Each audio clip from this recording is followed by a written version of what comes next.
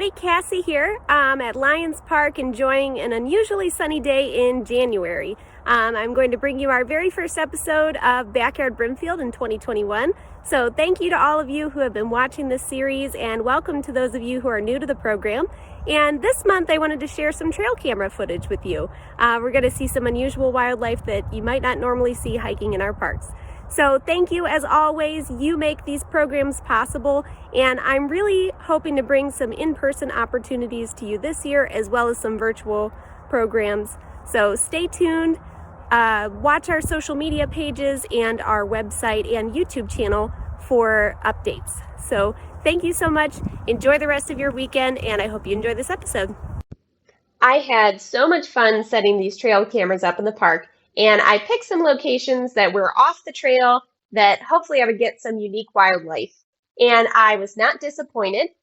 The first camera that I picked up was just full of video, and I was so curious to know what was on it. And it was tons and tons of pictures and videos of squirrels. Unfortunately, squirrels move very quickly, and it was hard to get some up-close shots. But I was able to get some pretty good footage of the eastern fox squirrel. Eastern fox squirrels are the largest tree squirrels in Ohio and also the largest tree squirrels in North America. They range in size from 17 to 28 inches long and can weigh up to 2 pounds. They get the name fox squirrel from the color of their fur, which is a brownish gray color on the back and a reddish-orange color throughout the rest of its body, which resembles the coat of a fox. Although they are tree squirrels and they are highly adapted for living their lives in trees, you'll often see them on the ground foraging for food or burying nuts. Eastern fox squirrels are known as scatter hoarders, which means that they will bury individual nuts all throughout the forest. And a lot of times they'll either forget where they're buried or maybe they don't need them for the winter. So these nuts remain buried and become trees. So fox squirrels contribute to new growth in forests. I think my favorite feature of our trail cameras is the night vision footage. I'm always curious to see what animals are doing in our parks at night. So here we are looking at the common raccoon. Raccoons are very abundant throughout Ohio and throughout Brimfield. And this raccoon, I got a lot of footage of hanging out in this pool of water, which is a pretty common activity for raccoons to do. And that's for two reasons. One, raccoons are omnivores.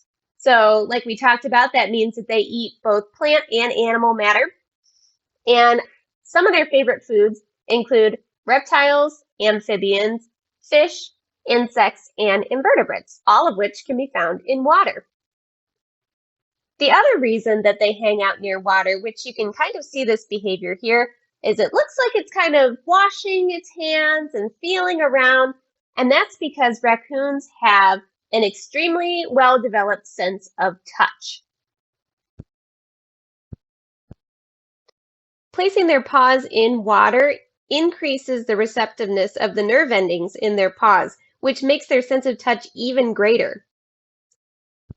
Think of it as the way that light helps our eyes to see, water helps their hands to feel.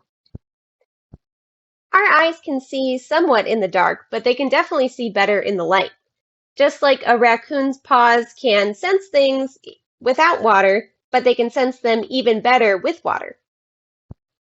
Raccoons are very intelligent and highly adaptable, which are two awesome traits to have if you're a wild animal. Raccoons are very smart, and their intelligence has been measured to just above that of a house cat. Raccoons were used in a study in the early 1900s where they were tasked with opening 13 complex locks to receive some treats.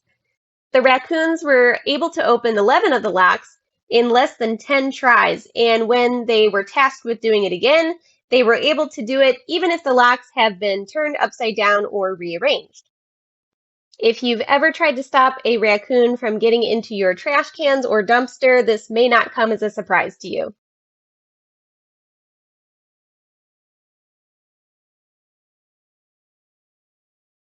A few days ago, I posted a short clip of this trail cam video to our Facebook page and asked everybody to guess what animal they thought this was. As it comes a little closer, you can maybe make out some of its features, but this still photo makes it a lot easier. From this picture, I can make out a small canine-like animal with pointy ears, a thick bushy tail, and some lighter fur on the upper parts of its body and some darker colored fur on its legs, which to me looks a lot like a red fox. Red foxes are canines, so they are related to dogs, coyotes, and wolves, and they range in size from 30 to 60 inches long from head to tail and can weigh anywhere from 7 to 24 pounds. Red foxes are solitary hunters, and they prey on small mammals, rabbits, and birds. They are omnivores like the raccoon and the red fox, and they will eat everything from fruits and vegetables to fish, frogs, and even worms. Red foxes have excellent vision, and they have vertically slit pupils, like you can see in this picture, similar to cats. And these type of pupils help them regulate the amount of light that enters their eyes.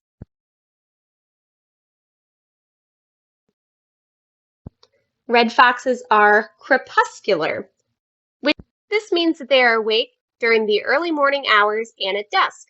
So the ability to regulate the amount of light that enters their eyes is really handy for a hunter that hunts during the day and the nighttime. Those cone-shaped ears at the top of their heads are not just cute, but they're functional too. They act like satellite dishes on the top of their heads to help them hear prey from very far away, and they can hear a watch ticking from 40 yards away.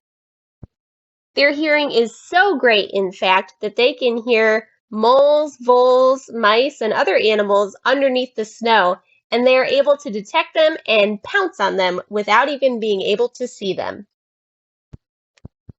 Thank you for joining me for another episode of Backyard Brimfield. I love answering your nature questions and sharing your nature photos, so make sure you submit them to me so they can be included in next month's episode. With that, I will leave you with some more footage of this adorable red fox, and I hope you will join me next month for another episode. Thanks for spending your Saturday morning with me. I hope you learned a little bit, and I will talk to you next time.